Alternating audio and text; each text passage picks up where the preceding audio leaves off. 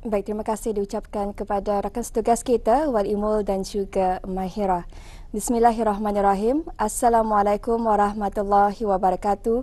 Selamat pagi dan juga salam sejahtera Auda.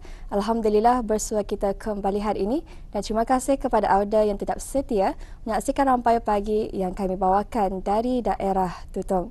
Dan Auda sebagai perkongsian bersama keadaan cuaca di daerah Tutong dalam keadaan yang mendung pada pagi ini. Namun apa yang diharapkan agar keadaan cuaca akan beransur cerah dari masa ke semasa dan apa je urusan yang hendak Auda lakukan hari ini akan dipermudahkan dan akan dapat berjalan dengan lancar selaras dengan perancangan yang Auda harapkan. Berada seperti biasa dalam pertemuan kita kali ini akan dikongsikan beberapa makluman yang kami terima, iaitu hari ini hari Selasa 14 Mei 2024 akan diadakan kerja-kerja penyelenggaraan elektrik di mana akan berlaku penutupan sementara bekalan elektrik disebabkan oleh kerja-kerja penyelenggaraan kabel kawat atas volten rendah di mana ia akan menjejaskan di keseluruhan Jalan Sebakit Atas, Mukim Tanjung Maya, daerah Tutong dan telah pun bermula sejak pukul 8 pagi tadi hingga 5 petang. Manakala untuk makluman yang seterusnya, hari ini Selasa 14 Mei 2024 akan diadakan kerja-kerja penyucian tangki Bukit Ambok A dan B di mana sebahagian kawasan-kawasan yang terlibat iaitu Mukim Pekan Tutong dan juga sebahagian Mukim Keriam berkemungkinan akan mengalami tekanan air rendah terutama di kawasan-kawasan tanah tinggi.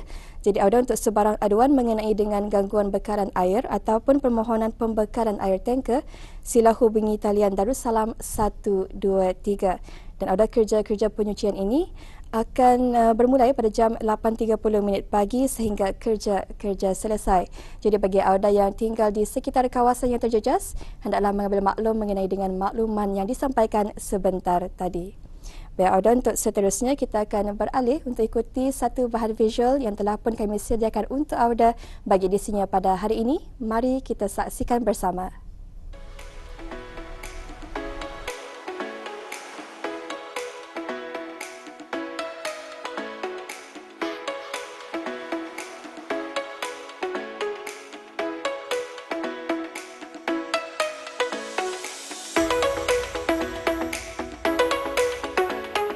Bismillahirrahmanirrahim. Assalamualaikum warahmatullahi wabarakatuh. Audio penonton berkata mengenai dengan bakat dan kemahiran, memang tidak dinafikan setiap daripada kita ini memang dikurniakan bakat, sama ada bakat semula jadi ataupun kemahiran yang dapat kita ni cari sendiri untuk menambah nilai dalam diri kita ni dalam melakukan sesuatu perkara. Namun berkata mengenai dengan bakat ini, ada di antara kita ni yang secara lahiriahnya memang sudah boleh dikatakan seorang yang amat berbakat, yang mempunyai potensi yang begitu boleh dikatakan sempurna.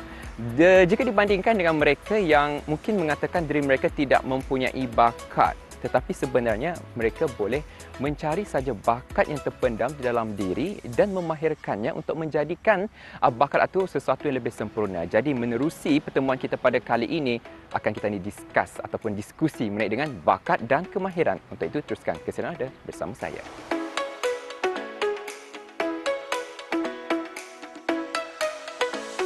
Bakat dan kemahiran ialah dua perkataan yang hampir mempunyai pengertian yang sama dan sering saja digunakan secara bergantian di dalam sesuatu ayat.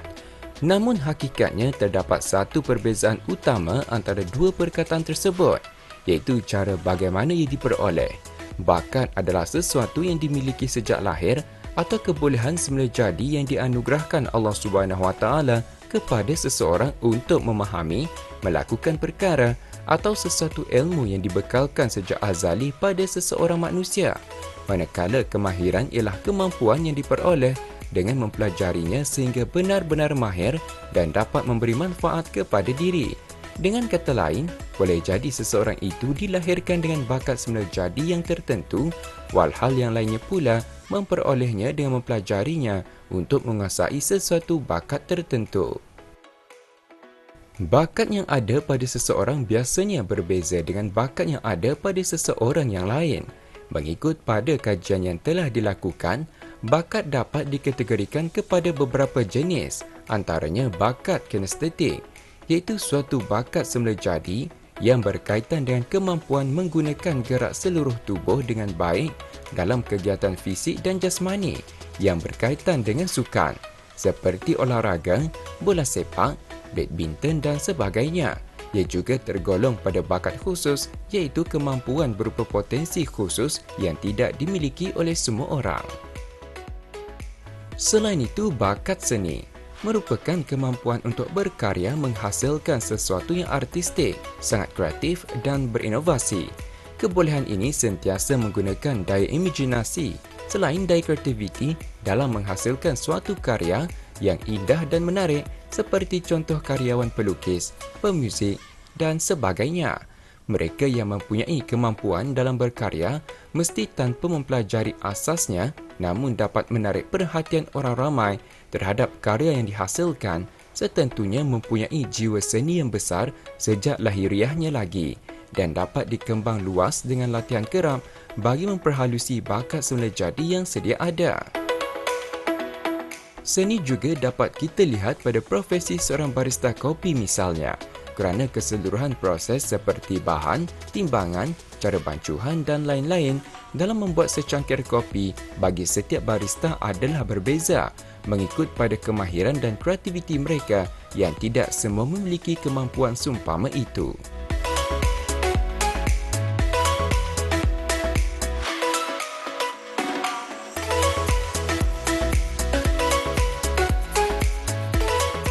Ya, ada penonton, inilah yang dikatakan sebagai satu kemahiran yang bukan mudah untuk didapati. Ia perlukan latihan yang mana perlu dipelajari. Mungkin ada beberapa orang barista yang mengambil masa 1 tahun untuk memprofesionalkan diri ataupun untuk memahirkan diri lah.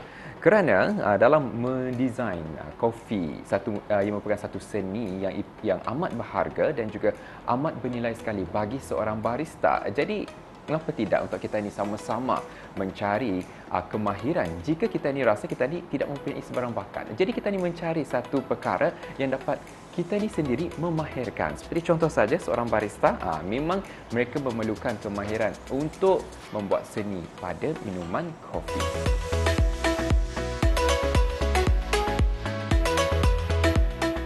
Seterusnya, bakat sosial lazim dikaitkan dengan seseorang yang suka bekerja dan berinteraksi sesama manusia, mempunyai kemahiran dalam menggunakan tutur kata atau retorik, serta mahir dalam komunikasi dan mempunyai matlamat terutama dalam membuat kerja-kerja kebajikan untuk orang lain. Karakteristik ini adalah ciri-ciri buat mereka yang mempunyai kelebihan dalam bidang kepimpinan.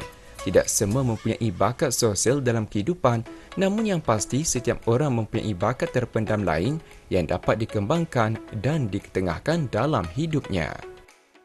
Namun di era mutakhir kini, pengkhususan terhadap bakat dan kemahiran menjadi salah satu keutamaan, terutama di alam pekerjaan. Mereka yang mempunyai bakat dan kemahiran dianggap mempunyai kelebihan dan nilai tambah bagi seseorang individu itu. Antara cara untuk menyelahkan bakat itu ialah dengan percaya diri, keluar dari zon keselesaan dan cuba lakukan sesuatu perkara yang baharu, misalnya dengan mengikuti kelas-kelas atau bengkel-bengkel kemahiran yang disediakan dan perlulah diiringi dengan minat, kerana tanpa minat, maka sesuatu yang dilakukan itu akan menjadi paksaan dan sia-sia. Jangan sesekali merasa diri tidak mempunyai sebarang bakat, apatah lagi kemahiran. Kerana semua orang dikurniakan bakat, sama ada semula jadi atau diperoleh melalui belajar dengan kerja keras, konsisten dan fokus, yang akhirnya menjadikan ia suatu kemahiran. Bakat dan kemahiran, jika disalurkan pada landasan yang tepat, pasti akan membawa keuntungan kepada diri. Jadi ada penonton, dalam hidup ini janganlah sesekali kita ni mengeluh ataupun berfikiran negatif yang mana kita ni berfikir dan kita ni tidak mempunyai bakat. Namun apa yang perlu sebenarnya adalah untuk kita ni menorakai sendiri diri kita ni sendiri, mencari bakat yang terpendam yang mungkin saja ada sebenarnya dalam diri kita ni, tapi kita ni yang tidak yakin akan bakat tersebut. Jadi apa yang perlu kita lakukan adalah percaya diri, jangan sesekali rasa rendah diri, percaya diri dan cari bakat apa yang ada dalam diri habis kita untuk kita ni sama-sama mencari kemampuan diri. Jadi daripada bakat tersebut, bolehlah kita ni memahirkannya untuk menjadi lebih ataupun bergerak lebih maju ke hadapan untuk menjadi seorang yang lebih profesional dalam sesuatu bidang yang kita ni minati. Dan saya rasa sampai di sini saja kita bersama Auda Bakat dan Kemahiran. Sekian saja. Assalamualaikum warahmatullahi wabarakatuh. Jumpa lagi.